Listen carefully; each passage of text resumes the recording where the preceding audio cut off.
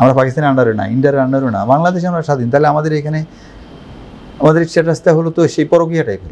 Is not legitimate wife but she is my girlfriend. Bangladesh তাই ইন্ডিয়ার কাছে যা ইচ্ছা তাই করবে। যে ডিজির এক ভিজিটে উনি বললেন, অবজারভেশন দিলেন, না এই বিওপিটা তো বাংলাদেশের হওয়ার কথা। কিন্তু এই বিওপির পাশে পিলার বোঝা যায় যে এই পিলারগুলো হলো ইন্ডিয়া বাংলাদেশের বর্ডার। কিছু বিএসএফ সৈনিকরা ওখানে পজিশন নিতে নিয়েছিল, তাদেরকে একদম ওখানে ফিজিক্যালি হাজির হয়ে বলছে ওটা এখান থেকে নইলে কিন্তু মেরে ফেলবে। জামালপুর ব্যাটালিয়ন কমান্ডার সবাইকে সচেতন রাখছে এবং ওই বিওপিরা যেহেতু একটু আইসোলেটেড, ওইখানে একজন সুবেদার দিছে, সিনিয়র একজনকে দিছে এবং একটা মেশিন গান দিছে। সাধারণত মেশিন গান কোনো বিওপিতে থাকে না। পার্লামেন্টে তারা যারা মিলিটারি ব্যাকগ্রাউন্ডের লোকজন, ফোর্সেসের যারা এমপি, তারা তো বলতেইছে যে এইটুকু একটা দেশ আমাদের সন্তানদের মেরে ফেললো, লেট আস অ্যাটাক বাংলাদেশ। তারপর কি হলো? ওই সুবেদারকে জিজ্ঞেস করলাম, উনি বললেন যে আমাদের তো ব্যাটালিয়ন রংপুরে, আমরা এখানে এই একটা এরিয়া বললো যে আমরা ওই জায়গা থেকে শুরু করে ওই দাঁতভাঙা নামে একটা জায়গা লাস্টে ওই পর্যন্ত এই জায়গাটা আমরা দেখি। তো আমি কোম্পানি কমান্ডার, আমি ওরা একটা মোটরসাইকেল আছে 50 মোটরসাইকেল, এটা নিয়ে এসে বিভিন্ন ক্যাম্প ভিজিট করে। তো আমি বললাম যে আপনাদের এখানে কোনো ঝামেলা হইলে আপনার কীভাবে আপনার সাপোর্ট কে দিবে?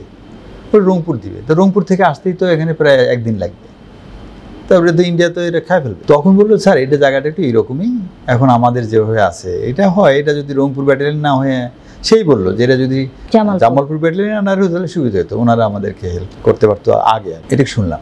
শোনার পরে আমি তখন যে ওই জায়গার লোকজনের সাথে কথা বললাম, তারা বললো যে শোনেন, এই জায়গাটার অ্যাডভান্টেজ ডিসঅ্যাডভান্টেজ দুটি আছে। 71-এ জিয়াউর রহমান নিজে এখানে ছিল। তখন জিয়াউর রহমানের সম্পর্কে আমি এখন জানতে পারলাম জিয়াউর রহমান কোথায় ছিল, সে কী কী কাজ করছে, সে ওখানে ট্যাক্স কালেকশন করে সরকার চালাইছে। এই জিয়াউর রহমানের মাথায় এটা কিন্তু যুদ্ধের সাথে সাথেই উনি প্রথমে চেষ্টা করেছিলেন ওই ফেনীর বেলোনিয়ার যে এলাকাটা, এইটা দখলে নিয়ে, এটা দেশ বাংলাদেশের ভূমি। কারণ একটা দেশ তো জমি লাগে, জনগণ লাগে, সার্বভৌমত্ব লাগে, তো জমি তো লাগবে। জিয়াউর রহমান কিন্তু ওইখানে উদ্যোগ নিছে, প্রথমে পাকিস্তান বাহিনীকে বের করে দিয়েছে বেলোনিয়া থেকে, দিয়ে দখল করে ফেলছে। সেখানে একদম আর্মি, এয়ারফোর্স, ট্যাঙ্ক সব কিছু নিয়ে অ্যাটাক করে পাক বাহিনী ওনাদেরকে ওখান থেকে বের করে দিয়েছে। ওইটা যখন হয় নাই, তখন সে আবার খুঁজে বাই করছে এই কুড়িগ্রাম জেলার এই দুইটা, এই রৌমারি জায়গাটা, এই রৌমারি আসামের লাগোয়ার। তো এই রৌমারিতে উনি ওনার সদর দপ্তর করেন। ওইখানে প্রশিক্ষণের জন্য একটা ক্যান্টনমেন্ট সাইনবোর্ডও ছিল, রৌমারি ক্যান্টনমেন্ট। তারপর ওইখানে সৈনিকদের এই যে রাইফেল শুটিংয়ের রেঞ্জ পর্যন্ত উনি তৈরি করেছিলেন। আমি ওটা দেখলাম তখন যে এটার রেঞ্জ, ওরকম একটা ওয়াল, অনেক 10-12 ফিট উঁচু একটা ওয়াল, ওরকম সাইজ যেরকম থাকে আর কি, স্টপ বাট বলি আমরা বলি। ওইখানে সৈনিকদেরকে ট্রেনিং দিত। দেখলাম এরকম একটা ঐতিহ্যবাহী জায়গা। তখন আমি এটার উপর খুবই আগ্রহী হয়ে গেলাম এবং আমি ঘুরতে থাকলাম ওই পুরো এলাকাটা। এমনি বন্যার কাজ করে আর ঘুরি। তো ঘুরতে ঘুরতে তখন আমার মনে হলো যে আমি তাহলে এক দরখাস্ত লিখি না কেন আমার ডিভিশনে, এটা অপারেশনালি আমার ডিভিশনের আন্ডারে নিয়ে আসেন আর বিডিআর এরকম ভাগ করে দেন। এটা আমার মনে হলে আমি ওটা প্রস্তুতি নিলাম। নিয়ে আমি তখন চেষ্টা করলাম যে আমি আমার জেনারেল অফিসার যিনি আছেন, মেজর জেনারেল, ওনাকে আমি এখানে ভিজিটে আনতে পারি কীভাবে। তো আমার ব্যাটালিয়ন কমান্ডারের বলে অনেক কিছু বলে টলে, আর ওনার বাড়ি কুড়িগ্রাম, ওই জেনারেল আমসা আমিন ওনার নাম। তো ওনাকে তখন আমি প্রস্তাব করাতে আসতে উনি রাজি হলেন, কারণ ওনারও তো এলাকা। এবং পরে কিন্তু উনি রাজনীতি করেছেন, এমপি হয়েছিলেন ওনার ইয়ে থেকে। তো উনি আসলেন, ওনাকে আমি একটা ব্রিফ দিলাম। সেইখানে আমি এই ম্যাপে দেখাইলাম যে স্যার আপনি এখানে কীভাবে হেল্প করবেন, এটা তো ইন্ডিয়া নিয়ে নেবে 2 ঘন্টার মধ্যে। এটা তো বিডিআর এর অরবিট চেঞ্জ করতে হবে, সেনাবাহিনীর অরবিট চেঞ্জ করতে হবে, কারণ এটা তখন ছিল হচ্ছে সাবার ডিভিশনের আন্ডারে। তারপরে তো পরে ডিভিশন হয়েছে ইয়েতে, কি বলে, 91 সালের ঘটনা। হ্যাঁ, 91 সালের কথা বলতে। এইগুলো বলাতে তখন আমাকে বললো যে ঠিক আছে তুমি এগুলো একটা চিঠি দিয়ে দাও। আমি তখন ওই ম্যাপ ট্যাপ সহ দিলাম এবং পরবর্তীতে আমি শুনছি 2-3 বছর লাগছে। 91 তো আমার মনে হয় যে 95-এর দিকে এটা ওই আমি যা চাইছি যেরকম সেরকমই করে, কারণ তখন তো ওরা অফিসার পাঠাইছে, তারা সার্ভে করছে, তারা ডিটেল দেখছে যে হ্যাঁ এটা এইভাবে করা উচিত। এইভাবে তখন চেঞ্জ হয়ে তখন এই ব্যাটালিয়ন এই এলাকাটা তখন জামালপুর ব্যাটালিয়ন আন্ডারে গেল। আমি এত কাহিনী কেন বললাম, এই যে ভারতের সাথে যে আমাদের বড়াইবাড়ির যুদ্ধটা হয়, সেই যুদ্ধটা আমরা জিততে পেরেছি কিন্তু এই জন্যে, এই বড়াইবাড়ি বর্ডার আউটপোস্টটা যদি রংপুরের আন্ডারে হতো তাহলে এই সৈনিকরা এত সাহসে যুদ্ধ করতে পারতো না। যারা জানা যে আমার ব্যাটালিয়ন কমান্ডার এখানে আছে, আমার আশেপাশের লোক আমার ব্যাটালিয়নের লোক, আর ওই বড়াইবাড়ির পরেই মনে হয় জামালপুর ব্যাটালিয়ন এলাকা শুরু। তো জামালপুরের থেকে কেউ তো আসতো না। তো যাই হোক, এরকম একটা পরিস্থিতি, ওই একটা কাহিনী আপনাকে বললাম এটা। এরপরে কি হলো, 2001 সালের ঘটনা, সিলেটে একটা এই বর্ডার আউটপোস্ট নিয়ে একটা কাহিনী হলো। সেটা হলো যে ওটার নাম হলো পাদুয়া। তো তো পাদুয়া বিওপিটা হলো বাংলা ইস্ট পাকিস্তানের একটা বিওপি, একটা নদীর পাড়ে। তো 71-এ যেটা হয়েছে যে নদীর পাড়ে এবং নদীর আবার দুটো ধারা আছে, তাতে দেখা যাচ্ছে যে ওই বিওপিটা দুইটা ধারার মাঝখানে পড়ছে এবং একটু আইসোলেটেড। থাকলে হয় কি যে তখন তো মুক্তিযোদ্ধারা ওরা তারপরে ইন্ডিয়ান আর্মি যে কোনোভাবে এই জায়গাটা দখল করে নিতে পারে। তো ওরা কি করছে, ইস্ট পাকিস্তান রাইফেলস ওরা ওদের ক্যাম্পটা শিফট করে আর একটু ভিতরে নিয়ে আসছে পাহাড়ের মধ্যে। তো ওই ঘর বাড়ি ওরকমই আছে, মুক্তিযোদ্ধারা ওটা দখল, তারা ওখানে থাকে, দিনের বেলা বিএসএফ পাহারা দেয় আর রাত্রিবেলা ওরা এসে বাংলাদেশের মধ্যে ঢুকিয়ে বিভিন্ন অপারেশন করে ফেরত যায়। তো এইরকমই চলছে, যেই 16 ডিসেম্বরে মুক্তিযোদ্ধা সব চলে আসছে আর বিএসএফ ওইখানেই রয়ে গেছে, অথচ বর্ডার পিলার টিলার সবকিছু এটা বাংলাদেশের। এইটাই 2001 সালে তখন জেনারেল ALM ফজলুর রহমান, উনি ছিলেন ডিজি, যে ডিজির এক ভিজিটে উনি বললেন, অবজারভেশন দিলেন, না এই বিওপিটা তো বাংলাদেশের হওয়ার কথা। আমি জানি উনি তো মুক্তিযোদ্ধা, বলে মুক্তিযুদ্ধের সময় কাহিনীটা এরকম, আমি যেটা বললাম যে মুক্তিযোদ্ধারা থাকতো এখানে। তারপরে বলছে তোমরা এটা রিপোর্ট দাও, তারপরে তারা রিপোর্ট দিবে কি, ওরাই জানে যে বর্ডার পিলার কোথায়, বলে ওটার উপর, ওটাই বর্ডার পিলার ওয়াইজ ওটা বাংলাদেশের মধ্যে।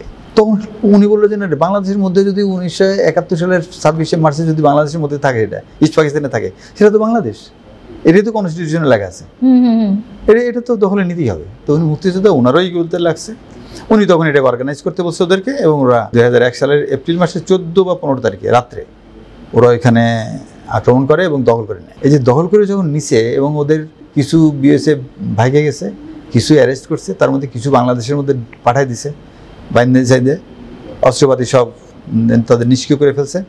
এবং এটা ওরা জানতে জানতে পরের দিন হয়তো কোনো এক সময় টের পাইছে এবং তারা এটা দখল করতে চাইছে।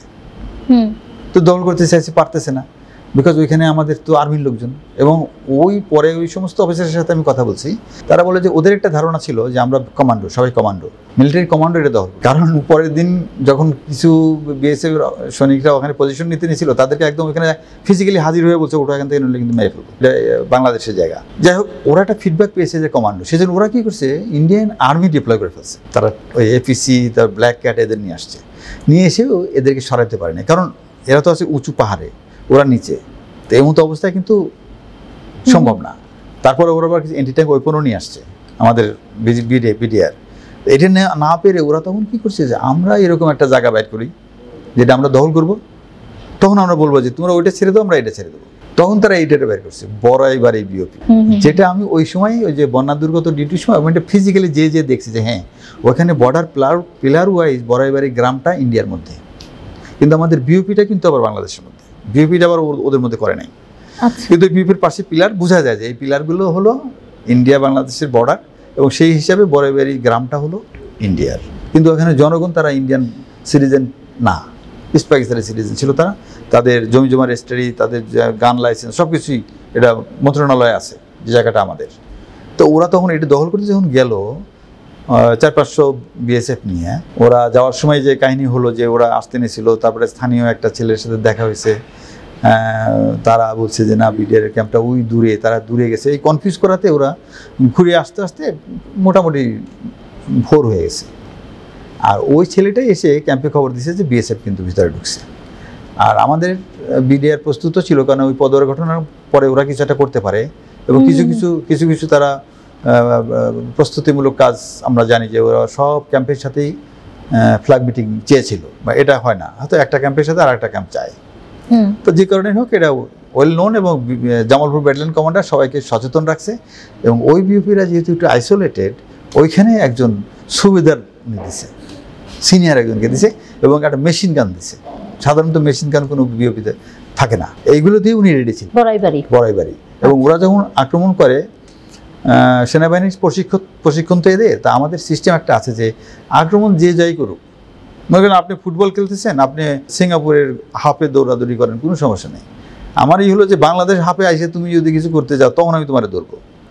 আর্মিরও একটা নিয়ম আছে যে ওরা যতই হইচই করুক, ক্যাম্প আমার রাইফেলের কাছে আসলে তখন গুলি করবে, এবং সেটার ডিস্টেন্স হলো কি, যেখানে এসে ওরা গ্রেনেড থ্রো করতে পারে, এরকম একটা ডিস্টেন্স হচ্ছে আমাদের লাস্ট।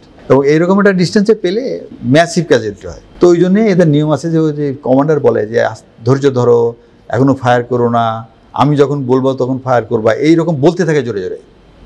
আর সৈনিকরা ওইরকম তখন রোবোটিক হয়ে যায়, যেই কমান্ডার বলে ফায়ার তখন ফায়ার করে। অ্যান্ড সেম থিং হ্যাপেন্ড বিডিআরে, যেই ফায়ার বলছে সবগুলো শোয়া ফেলছে।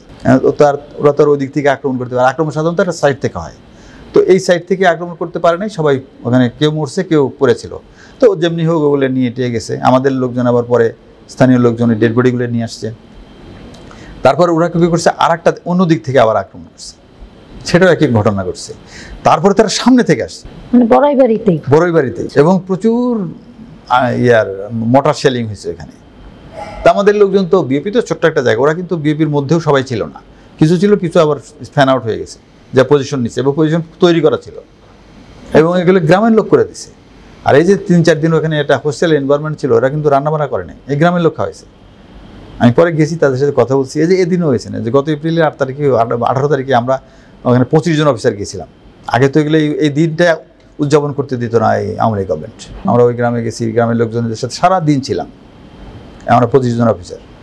আচ্ছা, তো যাই হোক, ওই যুদ্ধ তো ঘটলো। এখন ওই যুদ্ধ যখন ঘটে তখন আমি ওদের টেলিভিশনের ওই অনুষ্ঠানগুলো আমি দেখতাম। আমাদের বলা হয়েছিল যে see what they are talking. পার্লামেন্টে তারা যারা মিলিটারি ব্যাকগ্রাউন্ডের লোকজন, ফোর্সেসের যারা এমপি, তারা তো বলতেইছে যে এইটুকু একটা দেশ আমাদের সন্তানদের মেরে ফেললো, লেট আস অ্যাটাক বাংলাদেশ। তখন বাধ্য হয় ওইখানকার ওদের যে স্বরাষ্ট্রমন্ত্রী, সে দ্বারাই বলছিল যে আপনারা ধৈর্য ধরেন, will take revenge, you will be satisfied. যে রিভেঞ্জ আমরা নেব তোমরা খুশি হবা, এমন রিভেঞ্জ আমরা নিব, give us some time. And that is what in 2009 and BDR এলো ঘটনা। এরপরে তারা যা যা করছে, কোনো বুদ্ধিজীবী কথা বললো না বিডিআর পক্ষে, কোনো মিডিয়ার লোক কথা বললো না, রাজনীতির একটা দল আসলো যারা ওদের গোলাম। মানে এই যে মিলল, যেটা দেখেন, মনে করেন যে ফারাক্কা বাঁধের প্রস্তুতি শুরু হয়েছে 60-এর দশকে, এবং এই বাঁধ তারা এখানে দিয়ে পানি আটকাইতে পারবে, পাকিস্তান রাষ্ট্র থাকলে তো সম্ভব ছিল না। তাদের পরিকল্পনা তখন থেকে যে আমরা আমাদের কাজ করি, রয়ের কাজ করুক, আর্মির কাজ করুক, যতদিনই আমাদের এটা রেডি হয়ে যাবে ততদিন এই দেশই থাকবে না। এই হলো ইন্ডিয়ার প্ল্যান। আপনি খেয়াল করে দেখেন, আমি এই ঘটনা দেখেন, তা না হলে এই যে আমাদের শহীদুজ্জামান আছে যে সেক্রেটারি ছিলেন, ওনার বক্তব্য শুনছি আমি কাছে বসে। ওনারা এই ফারাক্কা ব্যারেজ যেদিন উদ্বোধন হয় সেদিন আমাদের শেখ মুজিব সাহেব গিয়েছিলেন, শেখ সাহেব গিয়ে ওরা উদ্বোধন করে দিয়ে আসছে ফর 40 days। এই শহীদুজ্জামান যে ইন্দিরা গান্ধীকে সরাসরি জিজ্ঞেস করছে যে ম্যাডাম, এটা যদি ইন্ডিয়ার পার্ট হইতাম আমরা, তাহলে কি এটা উদ্বোধন করতে পারতেন? পাকিস্তানের পার্ট হলে না, ইন্ডিয়ার পার্ট হলে। আচ্ছা, যদি পাকিস্তানের পার্ট থাকতাম তাহলে কি পারতেন? 3টে কোশ্চেন, আর একটা করতেই দেয় নাই, 2 নম্বর কোশ্চেন। তাহলে আমাদের যে একটা রাষ্ট্র হিসেবে আমাদের স্ট্যাটাসটা কি? আমরা পাকিস্তানের আন্ডারে না, ইন্ডিয়ার আন্ডারে না, বাংলাদেশে আমরা স্বাধীন। তাহলে আমাদের এখানে আমাদের স্ট্যাটাসটা হলো তো সেই পরকীয়া টাইপের। Is not legitimate wife, but she is my girlfriend. Bangladesh তাই ইন্ডিয়ার কাছে যা ইচ্ছা তাই করবে।